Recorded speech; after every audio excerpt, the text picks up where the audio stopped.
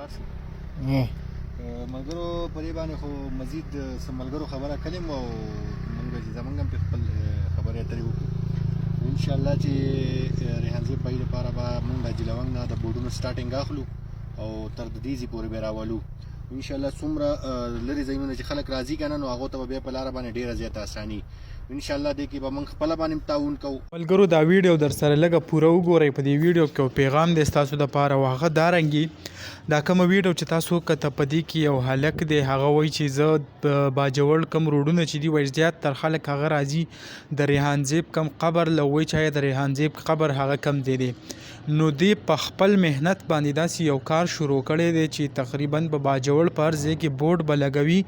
او د ریحان زیب کم تصویر به پیوي لکه دا یو بورډ تاسو ولید داسې بورډونه لګوي او په هغه بلکی چې لکه د دین زینواله د غزې پوری چې کم دی قبر ته دون لار دون باقاعده په پاغي باندې د ریحان زیب کم تصویر چې دی هغه به پیوي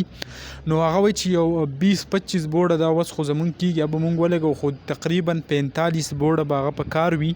نو په دې کې به موږ سره مدد کول غواړي کو نو که څوک هم د باجوړ سیمې سره تعلق لري دی نه علاوه بهر ملکی څوک